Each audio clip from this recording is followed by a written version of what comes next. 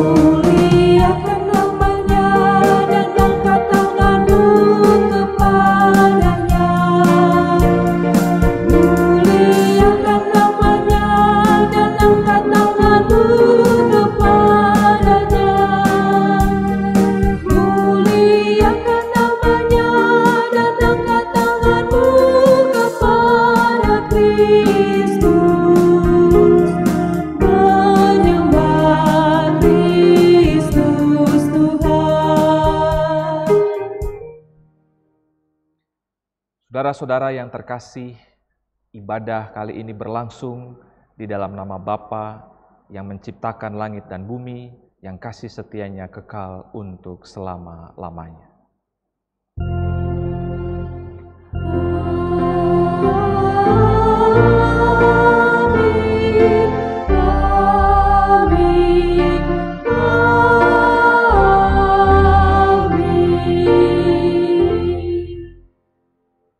Damai Kristus besertamu. Dan besertamu juga. Umat yang dikasihi Tuhan, sudah hampir 2 tahun pandemi COVID-19 kita lewati. Pandemi memberikan banyak dampak, tetapi sekaligus membuat kita menyadari kehadiran dan juga pertolongan Tuhan. Pada awalnya kita tergagap-gagap dalam menghadapi pandemi ini. Namun seiring waktu, Tuhan memberikan kemampuan kepada kita untuk beradaptasi dengan situasi yang sekarang. Hal ini menjadi penegasan bahwa pertolongan Tuhan tidak pernah terlambat, juga tidak pernah terlalu cepat, namun tepat pada waktunya. Bulan keluarga kali ini meneguhkan kita bahwa pertolongan dan penghiburan Kristus memberikan pemulihan dalam kehidupan kita. Kita patut mengatakan Ebenezer, sampai di sini Tuhan menolong kita.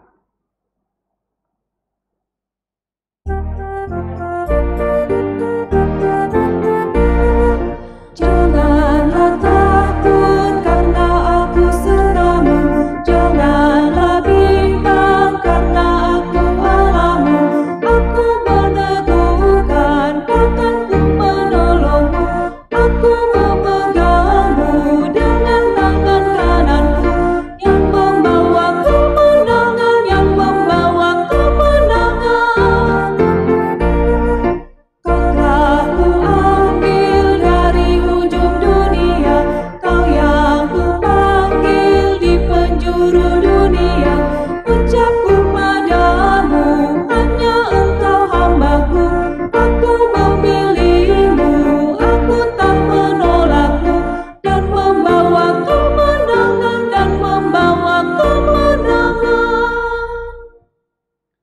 Mari kita satukan hati di dalam doa pengakuan dosa. Mari kita berdoa.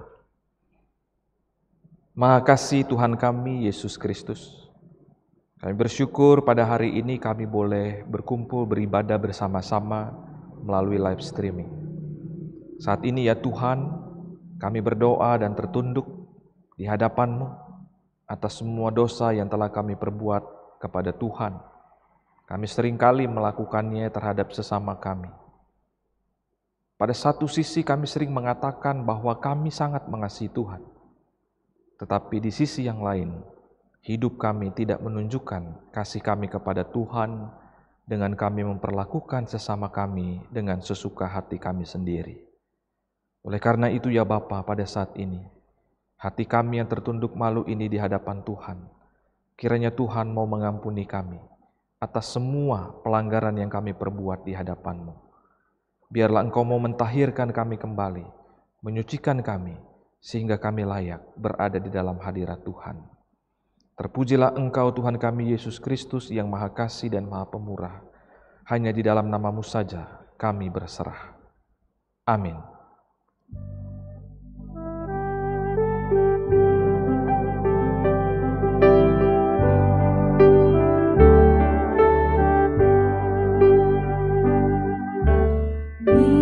Bila ku renung dosaku padamu Tuhan,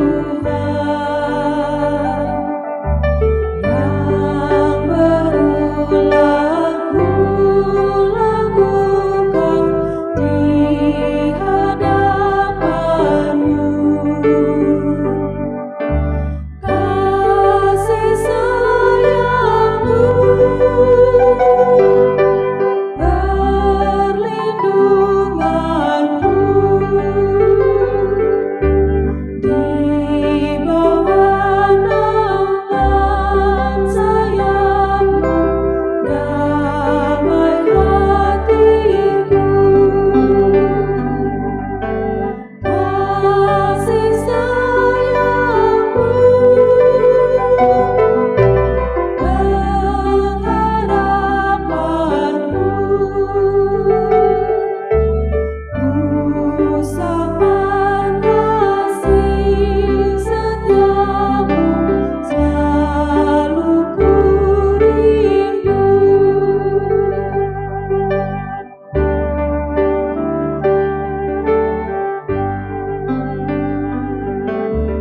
Rasa angkuh dan sombongku masih menggoda.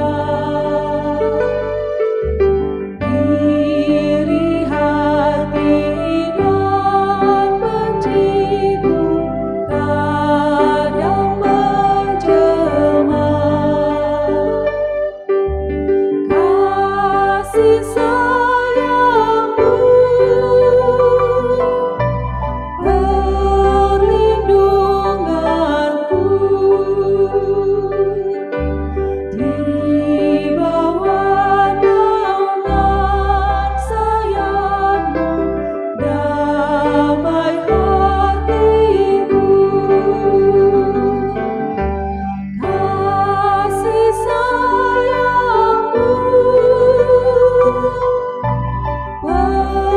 pengharapanku, ku sapa kasih setiamu, selalu ku rindu.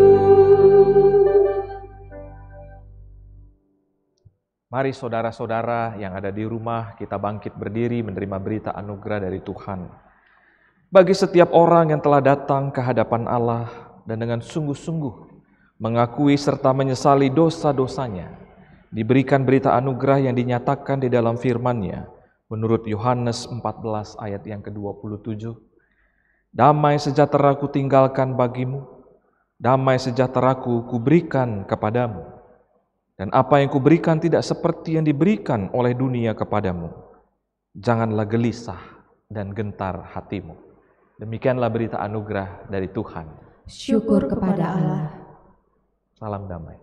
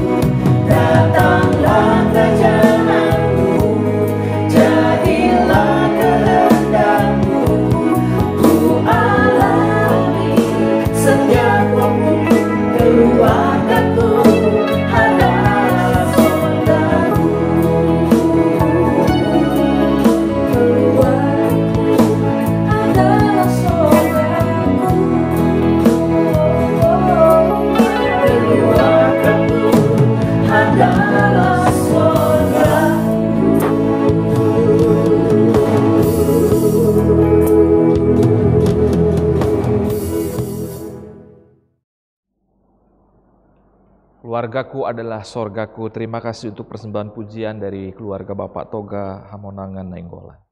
Saudara-saudara, mari kita bersatu di dalam doa pelayanan firman. Mari kita berdoa. Bapa di dalam surga, kami mengucap syukur ya Tuhan untuk setiap kasih setiamu yang Kau berikan kepada kami hari lepas hari hingga pada saat ini. Kami mengucap syukur karena pada saat ini kami memiliki kesempatan untuk membaca bahkan merenungkan firman Tuhan. Biarlah pada masa dan momen yang spesial ini, yang istimewa ini, kiranya Roh Kudus menguasai kami, sehingga nanti apa yang disampaikan oleh-Mu melalui hamba-Mu dengan segala keterbatasannya, boleh tertanam dan akan terwujud dalam sikap kami dengan menghormati Tuhan dan menghargai sesama kami. Bersabdalah kepada setiap kami Bapa di surga, karena kami anak-anak-Mu bersedia dan sukacita untuk mendengarnya. Di dalam nama Tuhan kami Yesus Kristus firman yang hidup, kami telah berdoa dan mengucap syukur. Amin. Saudara-saudara, pembacaan Alkitab pada minggu hari ini diambil dari Markus 12 ayat yang ke-28 sampai dengan yang ke-34. Lalu nanti kita teruskan dari kitab Yesaya 41 ayat yang ke-10. Markus 12 ayat 28 sampai yang ke-34 berbunyi demikian. Lalu seorang ahli Taurat yang mendengar Yesus dan orang-orang Saduki bersoal jawab dan tahu bahwa Yesus memberi jawab yang tepat kepada orang-orang itu, datang kepadanya dan bertanya, "Hukum manakah yang paling utama?" Jawab Yesus, "Hukum yang terutama ialah, dengarlah hai orang Israel, Tuhan Allah kita, Tuhan itu Esa. Kasihilah Tuhan Allahmu dengan segenap hatimu, dan dengan segenap jiwamu, dan dengan segenap akal budimu, dan dengan segenap kekuatanmu.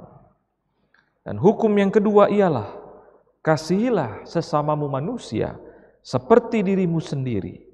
Tidak ada hukum lain yang lebih utama daripada kedua hukum ini."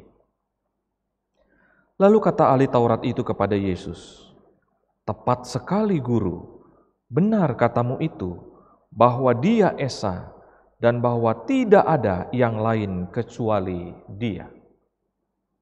Memang mengasihi Dia dengan segenap hati, dan dengan segenap pengertian, dan dengan segenap kekuatan, dan juga mengasihi sesama manusia seperti diri sendiri adalah jauh lebih utama daripada semua korban bakaran dan korban sembelihan."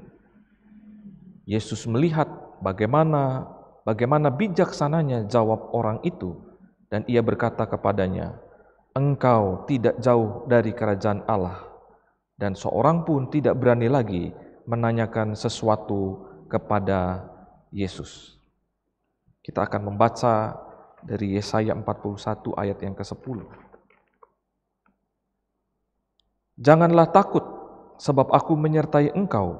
Janganlah bimbang, sebab aku ini Allahmu. Aku akan meneguhkan, bahkan akan menolong engkau. Aku akan memegang engkau dengan tangan kananku yang membawa kemenangan." Demikianlah pembacaan firman Tuhan. Berbahagialah mereka yang mendengar dan memeliharanya dalam hidup hari lepas hari. Haleluya.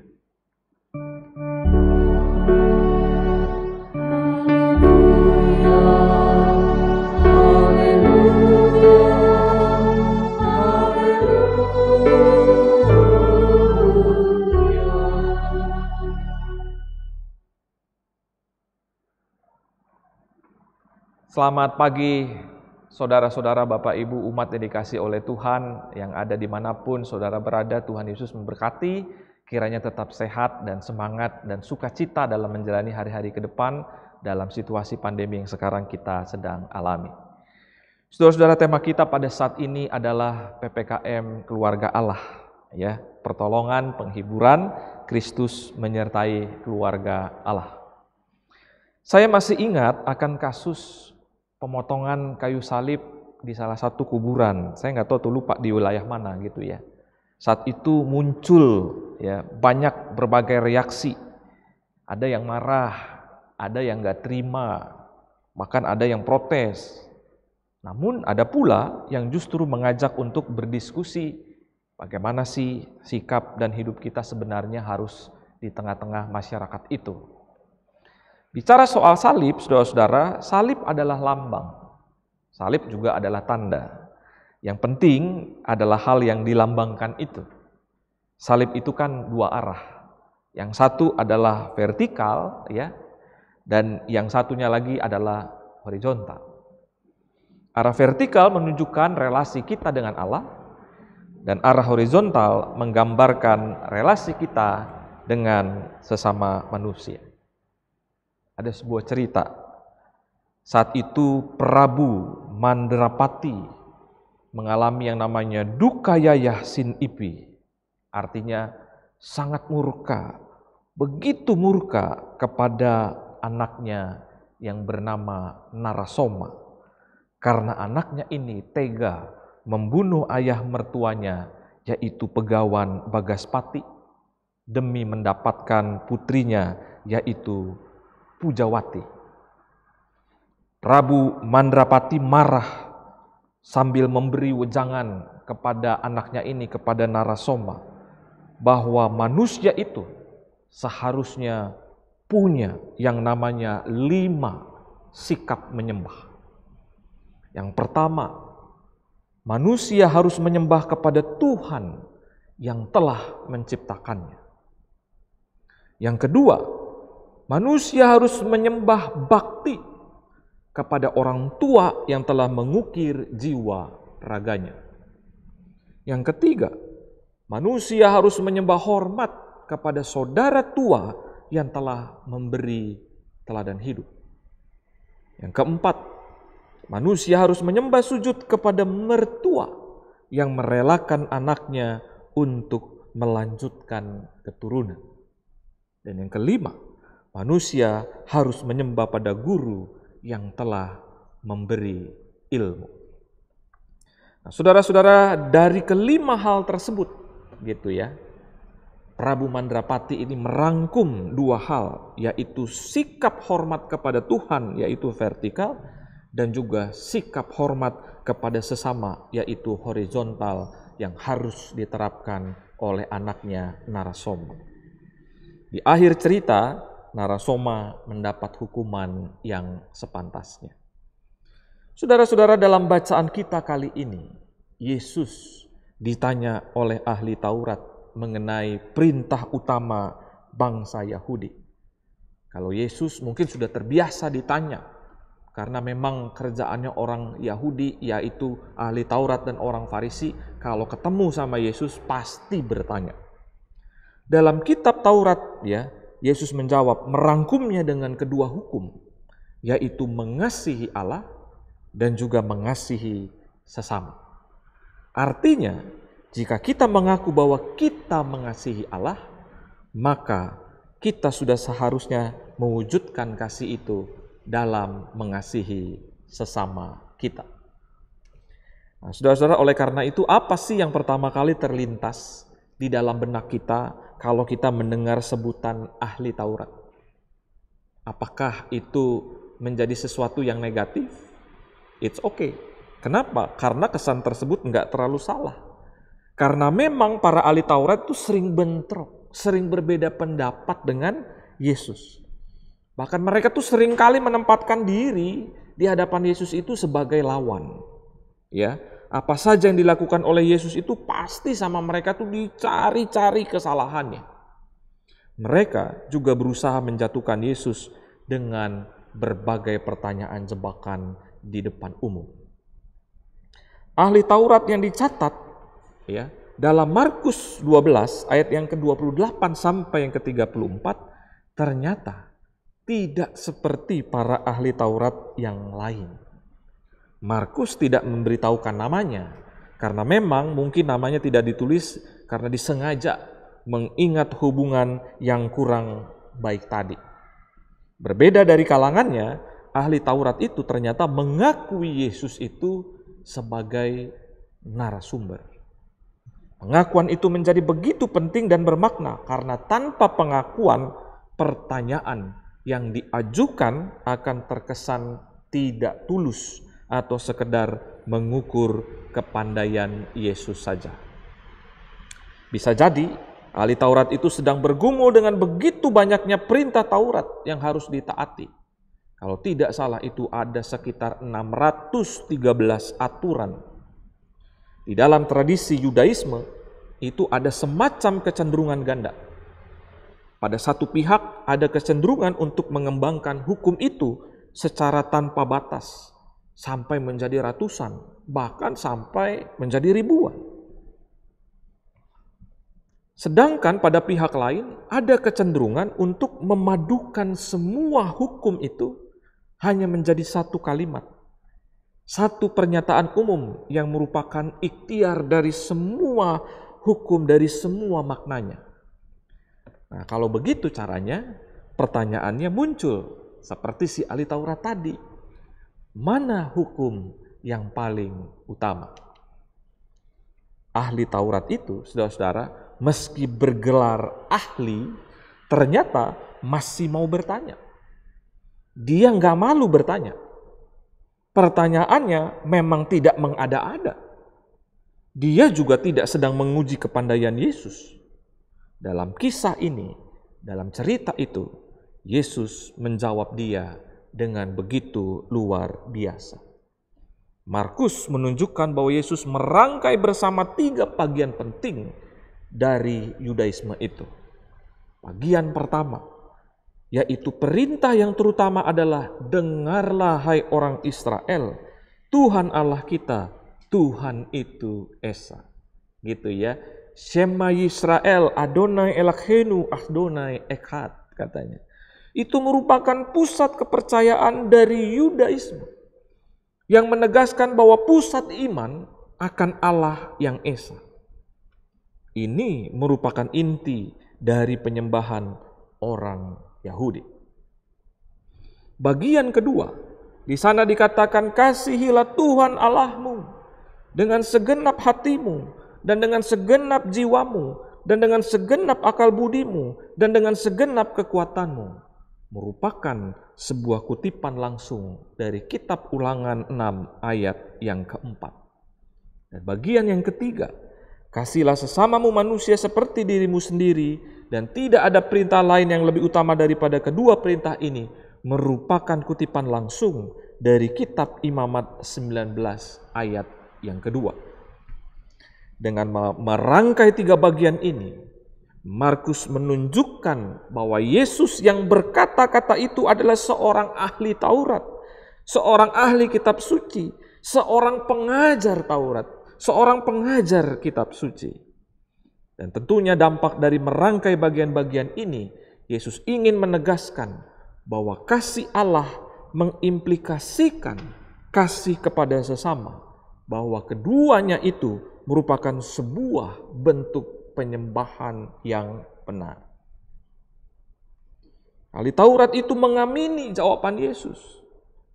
Hal ini menunjukkan bahwa si ahli Taurat tersebut mencapai titik kesepakatan dengan Yesus. Sehingga jawaban ahli Taurat itu kepada Yesus hanya merupakan pengulangan yang dikatakan oleh Yesus, tapi diberikan tambahan sedikit dari kutipan Mazmur 40 ayat yang ke-7. Engkau tidak berkenan kepada korban sembelihan dan korban sajian, korban bakaran dan korban penghapus dosa tidak engkau tuntut. Mungkin ahli Taurat itu sudah menduga jawaban Yesus, tetapi dia sendiri merasa tidak memiliki wewenang untuk mengatakannya sebagai hukum yang terutama. Pada saat itu, dia mengakui bahwa Yesus mempunyai wewenang yang lebih tinggi daripada dia. Karena itulah dia kemudian menyapa Yesus sebagai guru.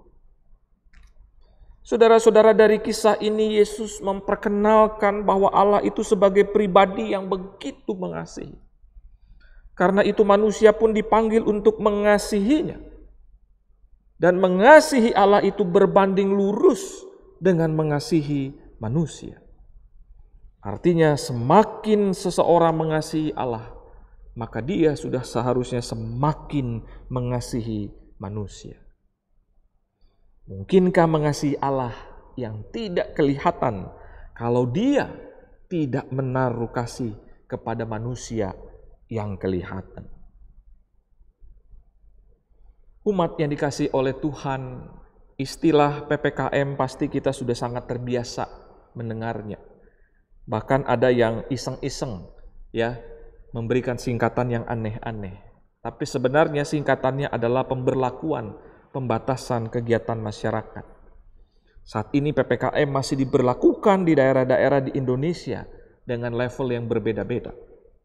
Pemerintah pernah menyatakan bahwa jika situasi COVID-19 semakin baik, maka level PPKM suatu daerah akan diturunkan ke level yang lebih rendah. Sebagai contoh, Jabodetabek pernah berstatus PPKM level 4, namun pada saat ini Jakarta sudah turun ke dalam PPKM level yang kedua. Namun demikian, kita masih tetap harus waspada. Tema bulan keluarga tahun ini tentu berbeda dengan PPKM di atas, karena temanya juga PPKM keluarga Allah. Walaupun sebenarnya ada hal-hal yang maknanya bisa selaras, di mana PPKM yang diterapkan oleh pemerintah menjadi salah satu program untuk menyelamatkan atau menolong warga negara tertular dari virus COVID-19.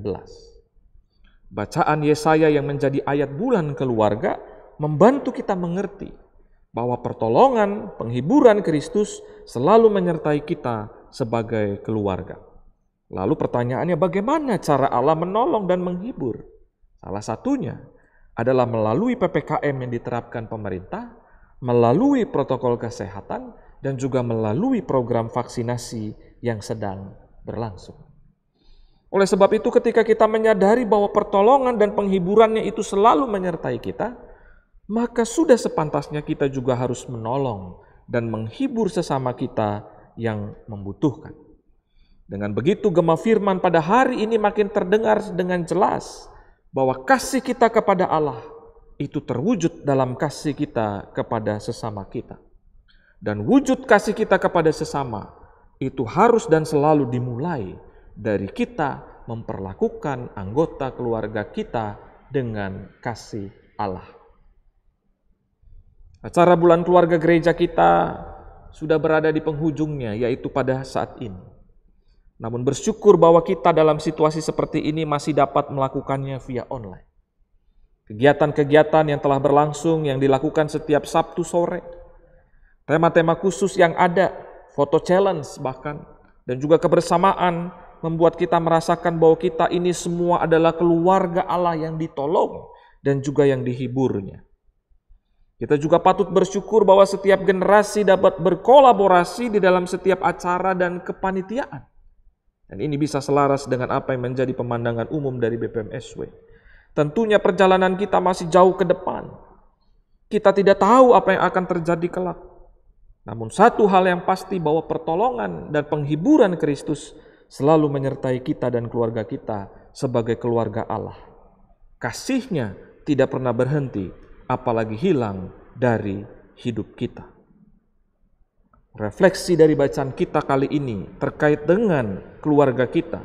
Yang menarik adalah sebuah keberanian dari si ahli Taurat tersebut datang berjumpa dan bersapa dengan Yesus. Mengapa si ahli Taurat itu datang kepada Yesus? Karena ia tahu hanya Yesus yang mampu menolongnya untuk mengerti seluruh isi hukum Taurat. Dia tahu bahwa dirinya itu butuh ditolong, walaupun sebenarnya dia adalah orang yang hidupnya sehari-hari itu berkecimpung dengan hukum Taurat. Dia tahu juga resikonya sangat besar ketika datang kepada Yesus. Jelas saja, karena mayoritas ahli Taurat dan orang Farisi itu membenci Yesus. Jika ada yang senang dengan Yesus, maka orang tersebut bisa dikucilkan di dalam masyarakat dan tidak dipercaya, bahkan tidak diberi otoritas di dalam bait Allah. Namun begitu, saudara, si ahli Taurat itu tetap datang kepada Yesus. Itu tandanya tekad dia mencari Allah dan kebenarannya itu lebih besar dibandingkan ketakutannya kepada manusia. Risiko ini tentu Yesus tahu. Maka dari itu Yesus bersedia bersapa dengan ahli Taurat ini. Di dalam kebingungan dan ketidakpastian yang mungkin selama ini ia alami, di sini Yesus hadir menjadi penolong baginya untuk semakin mengerti makna dari semua hukum Taurat yang ia pelajari. Jawaban yang berasal dari Yesus juga merupakan penghiburan baginya karena apa yang ia imani ternyata terwujud dalam perkataan dan juga sikap penerimaan Yesus terhadap dirinya. Jadi kalau kita mau melihat kisah ini secara keseluruhan, maka ada 3 hal yang bisa kita petik agar keluarga dapat merasakan pertolongan, penghiburan dari Kristus. Yang pertama adalah datang kepada Yesus. Sebagai keluarga tentu kita berjumpa dengan banyak persoalan. Namun apakah kita saat itu mau datang kepada Yesus meminta pertolongan darinya? Ada banyak orang yang enggan datang kepada Yesus karena telah berpikir bahwa datang kepada Tuhan itu sia-sia. Gak bisa dapat jawaban langsung dan mesti sangat-sangat bersabar. Kadang orang tuh gak sabar. Kadang malah gak dapat jawaban sama sekali. Atau karena merasa bahwa dirinya atau keluarga mampu menyelesaikan persoalannya sendiri tanpa harus datang kepada Tuhan. 1 kali nggak datang kepada Tuhan bisa nyelesain masalah. 2 kali nggak datang kepada Tuhan bisa menyelesaikan masalah. 3 kali dan seterusnya nggak bakal lagi melibatkan Tuhan di dalam setiap persoalan yang terjadi. Pertanyaannya adalah kita mau datang nggak sama Tuhan? Kalau kita mau datang maka dibutuhkan ketulusan dan kerendahan hati kita untuk datang kepada Dia. Dengan begitu kita bisa menaruh diri dengan tepat di hadapan Kristus dengan menghormatinya sebagai Tuhan. Yang kedua, kita harus lebih mengutamakan Yesus daripada ketakutan atau penerimaan orang lain atas kita. Risiko untuk hidup berbeda dari dunia ini pasti ada. Entah itu takut dibilang sok suci, atau takut tidak dapat diterima, atau bahkan takut dibilang bukan keluarga yang modern dan mengikuti perkembangan zaman. Banyak karena dari ketakutan-ketakutan tersebut akhirnya rela lebih mengutamakan apa kata orang atau apa kata dunia ketimbang apa kata Tuhan. Padahal jika kita selalu mengatakan saya mengasihi Allah, kami mengasihi Allah, seharusnya apa kata Tuhan itulah yang menjadi ciri khas hidup kita. Atau ketika kita sampai pada kesadaran bahwa satu-satunya yang mampu menolong dan menghibur kita adalah Kristus, maka jalan Kristus itulah yang akan kita ambil dan bukan sebaliknya. Yang ketiga, yang terakhir, mengimani atau mengamini apa yang dikatakan oleh Yesus. Si ahli Taurat itu mengamini dan mengimani apa yang Yesus sampaikan. Sehingga membuat ia semakin mengerti kitab suci. Sehingga dia bisa mengatakan bahwa bukan korban bakaran yang dipentingkan oleh Allah, tetapi bagaimana sikap kita kepada Allah dan kepada sesama. Dia dibuka pengertiannya. Dia semakin mengerti kitab suci dan semakin mengenal Allah. Bayangkan jika saat itu si ahli Taurat tidak mengamini apa yang Yesus katakan, maka selamanya orang tersebut tidak mengerti isi hukum Taurat dan semakin tidak mengenal Allah. Oleh sebab itu, saudara-saudara, sangat penting bagi kita yang semua hidup di dalam keluarga adalah percaya dengan kesungguhan hati bahwa setiap firman yang keluar dari mulut Allah itu adalah sesuatu yang baik bagi hidup kita. Sebab hanya dengan percaya kepada firman-Nya, kita semakin dimampukan mengerti apa yang Tuhan kehendaki di dalam hidup kita. Jadi percuma kalau orang mau mengerti kehendak Allah, namun dia sama sekali tidak percaya, bahkan mengamini apa yang Yesus sampaikan, maka selamanya dia akan buta terhadap kehendak Allah. Jadi keluarga yang terus bertumbuh adalah keluarga yang terus berpegang dan percaya terhadap Tuhan Yesus. Ketiga hal tersebut kita lakukan untuk menunjukkan betapa kita mengasihi Allah dengan kesadaran penuh. Dengan kata lain, dengan segenap hati dan akal budi, yang keluar dari keyakinan, dengan kata lain dengan segenap jiwa, dan tekad utuh, dengan kata lain adalah kekuatan. Jadi bukan hanya setengah-setengah, bukan mendua atau ikut-ikutan, tapi dengan pengertian. Lalu mengasihi sesama, karena sesama itu juga kan sama seperti kita dalam suka dan duka kehidupan yang kita alami. Kita sama. Yesus sendiri memenuhi kedua perintah tadi. Seluruh hidupnya diserahkan untuk mengasihi Bapa dengan kesadaran penuh dan dengan keyakinan dan tekad yang matang. Dan semuanya itu terungkap dalam kesediaannya ikut merasakan yang dialami oleh orang lain. Yesus percaya orang lain juga seperti dirinya, yakni dikasihi Bapa, dan oleh karenanya dapat mengasihinya. Inilah dasar dan inti dari hukum Taurat itu sendiri. Hukum Taurat ibarat petunjuk arah yang membimbing kita ke arah yang benar. Ibarat pagar yang melindungi kita dari perbuatan dosa. Ibarat cermin yang membuat kita bisa membedakan mana yang baik dan mana yang tidak baik. Namun hukum Taurat tidaklah menyelamatkan. Yang hanya bisa menyelamatkan adalah pribadi yang bernama Yesus tadi. Jadi benarlah apa yang menjadi tindakan iman dari si ahli Taurat yang datang kepada Yesus. Sebagai penutup, saudara-saudara, jagalah hidup iman kita dan keluarga kita dengan mengasihi Allah dan sesama. Dengan begitu suara Tuhan Yesus yang mengatakan engkau tidak jauh dari kerajaan Allah kepada si ahli Taurat tadi terdengar juga di dalam kehidupan kita dan keluarga. Bahkan yang lebih dari itu, kita bisa membuat Yesus berkata, engkau layak masuk di dalam kerajaan Allah. Selamat untuk mengasihi Tuhan dan juga mengasihi sesama. Tuhan Yesus memberkati.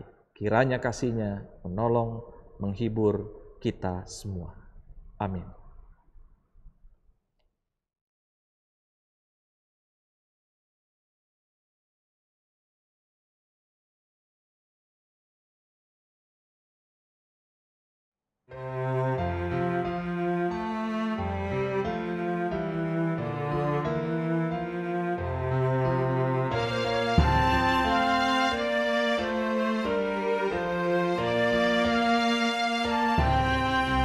Seindah siang disinari terang, cara Tuhan mengasihiku.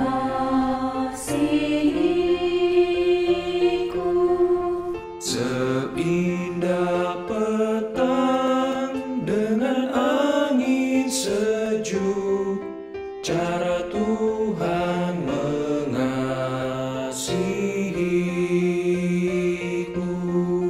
Tuhanku lembut dan penyayang, dan aku mengasihi Dia. Kasih-Nya besar, agung dan mulia, cara Tuhan mengasihiku.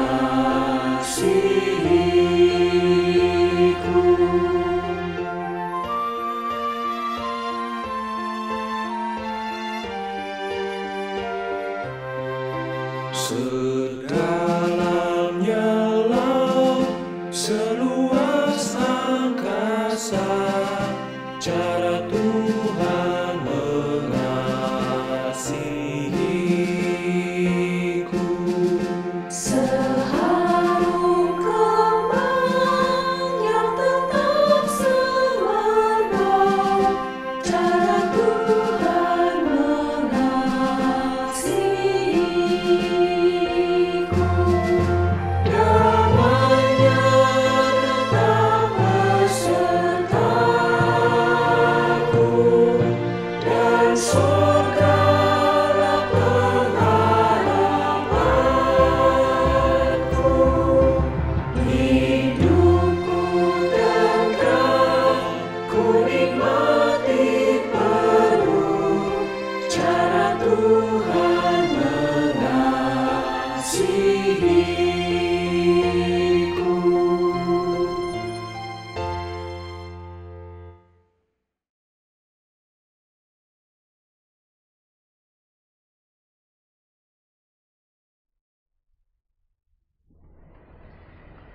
Marilah kita bersama dengan umat Allah di masa lalu, masa kini, mengingat baptisan kita dengan mengikrarkan pengakuan iman rasuli.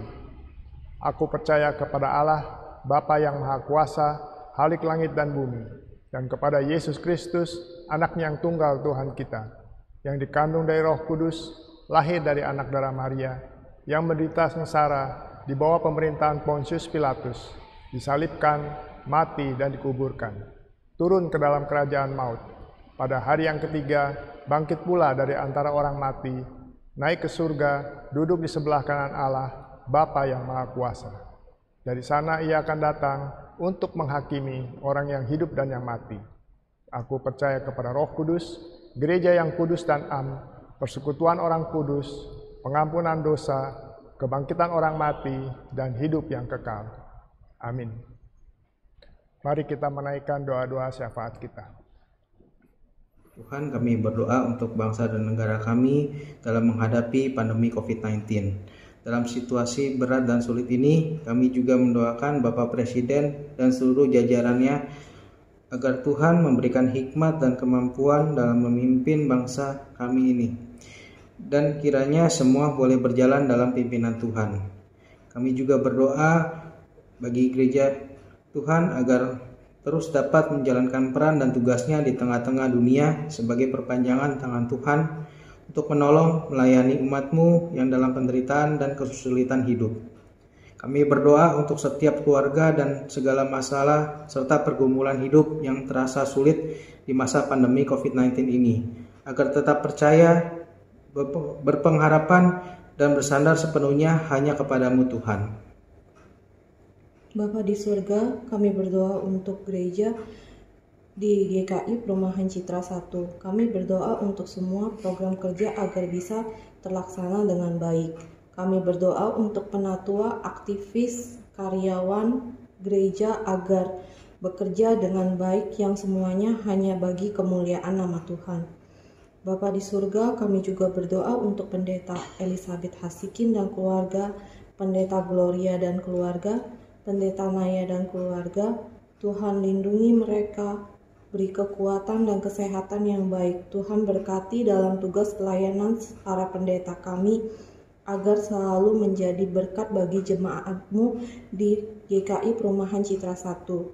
Tuhan Allah Bapa kami berdoakan mereka yang sakit, tolong mereka dalam proses pengobatannya, beri mereka kekuatan, kesabaran, hati yang percaya, dan berharap pada pertolongan Tuhan yang menyembuhkan pada waktunya. Berdoa bagi yang dalam masa pemulihan, Tuhan terus memulihkan kesehatannya.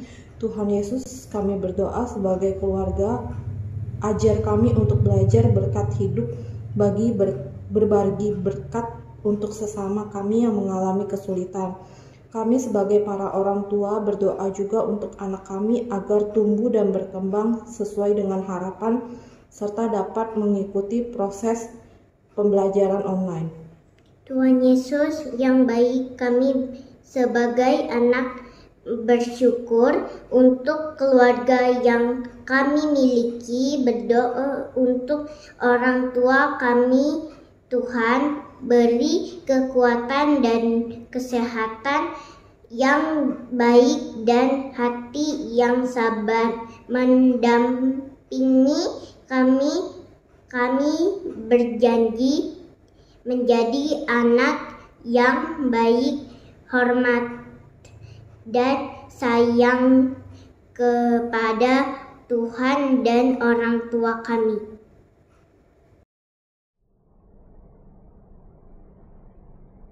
Bapa di surga, itulah doa dan seruhan kami sebagai keluarga-keluarga yang percaya kepadamu dengan segenap hati kami, segenap kekuatan kami, segenap akal budi kami, dan segenap jiwa kami. Biarlah kami senantiasa Engkau tolong dan Engkau hibur di dalam perjalanan ziarah hidup kami ke depan. Terima kasih untuk segala sesuatunya ya Bapa. Hanya di dalam nama Tuhan kami Yesus Kristus, kami berdoa dan mengucap syukur. Amin. Marilah kita mewujudkan rasa syukur kita dengan memberikan persembahan. Firman Tuhan di dalam Mazmur 30 ayat yang kelima menyatakan, "Nyanyikanlah mazmur bagi Tuhan, hai orang-orang yang dikasihinya, dan persembahkanlah syukur kepada namanya yang kudus." Persembahan dapat saudara transfer ke rekening GKI Perumahan Citra 1, atau saudara dapat masukkannya ke kotak persembahan yang ada setiap hari Senin sampai dengan Sabtu pukul 9 sampai dengan pukul 14 dengan tetap mengikuti protokol kesehatan.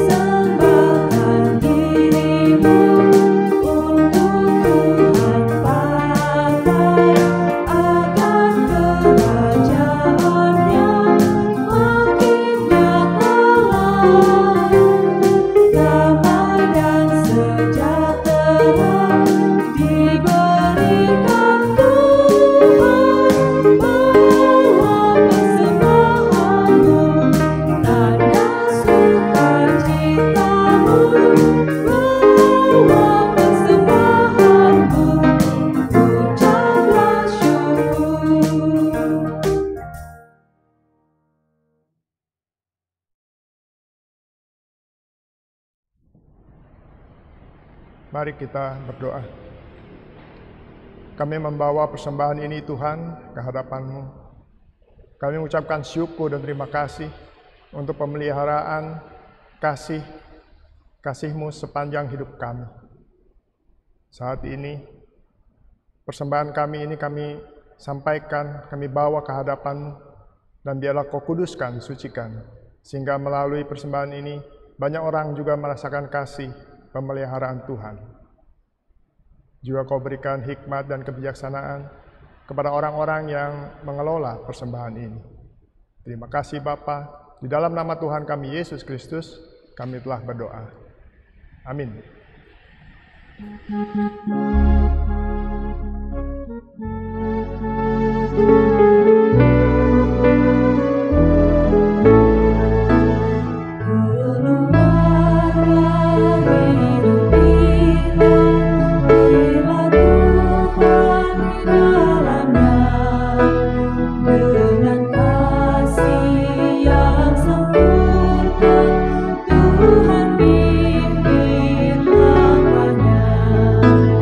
Terima kasih padamu Tuhan.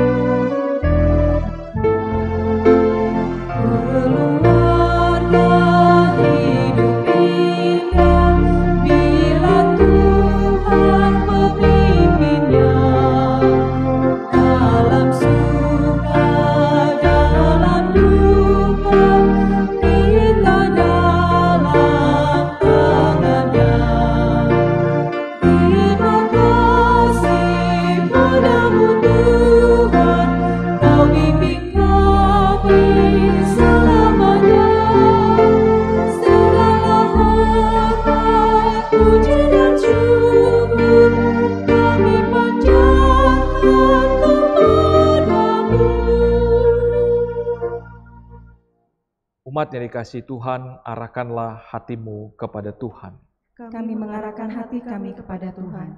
Jadilah saksi Kristus. Syukur kepada Allah, Terpujilah Tuhan. kini dan selamanya. Umat Tuhan, terimalah berkat-Nya.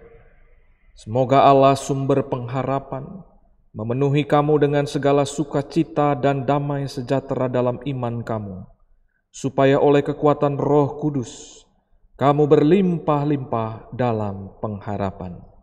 Amin.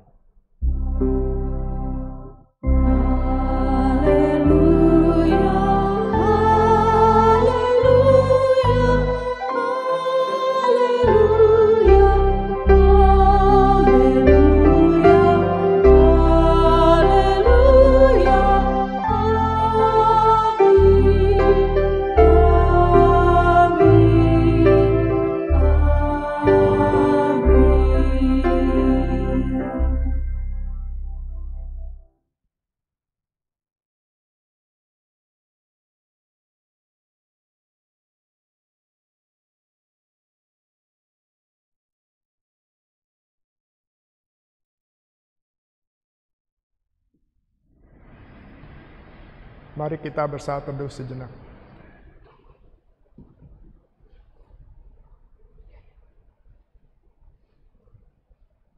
Saat teduh selesai, selamat hari Minggu, Tuhan memberkati. Ma, ini lagu buat Mama. Dengerin ya. Ya. Tunggu jangan masuk.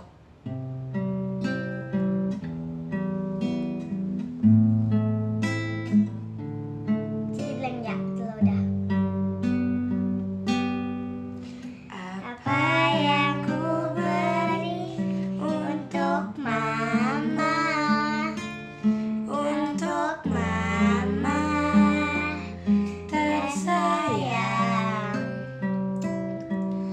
Tak ku miliki sesuatu berharga untuk Mama tercinta. Hanya itu ku nyanyikan senandung dari hatiku untuk Mama. Hanya sebuah lagu sederhana, lagu cintaku untuk Mama. 1, 2, 3. I love you, Mama. Pencet ya. Bye.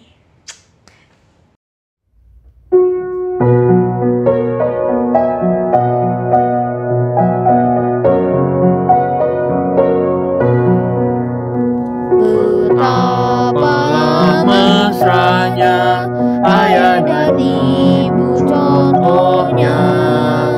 Semua anak-anak ikut teladan tindaknya. Alangkah baik dan indah jikalau Tuhan beserta, sejahtera semua sekeluarga bahagia.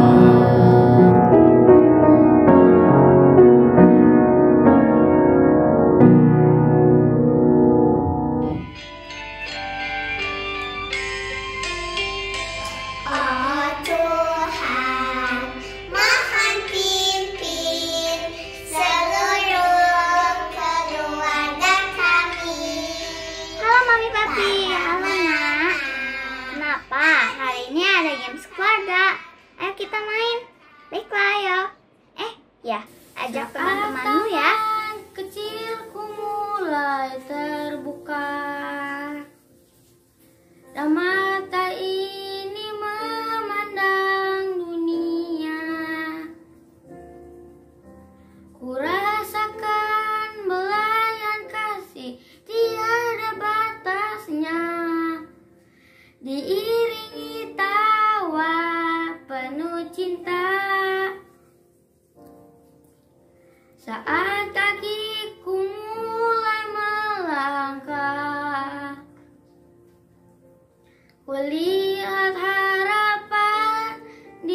wajahmu.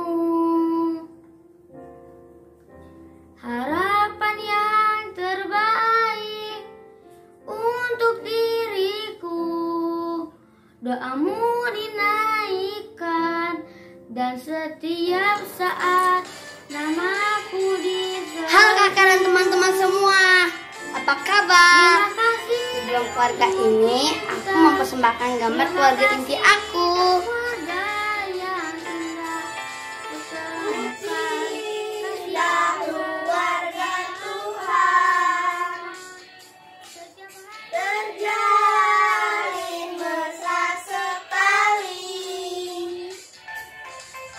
Semua saling mengasihi, betapa senangku menjadi Tuhan. Yesus di dalam rumahku, senang-senanglah, senang-senanglah, senang-senanglah. Yesus di dalam rumahku, senang-senanglah.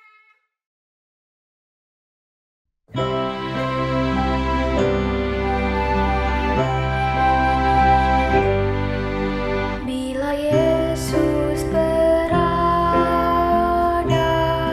di tengah keluarga, bahagialah kita, bahagialah kita.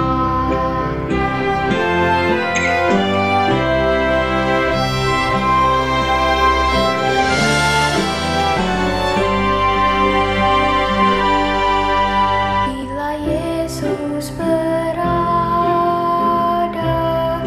di tengah keluarga, bahagialah kita, bahagialah kita.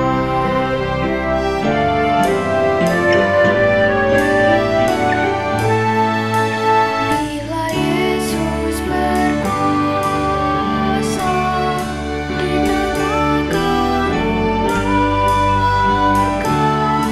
pasti kita bahagia,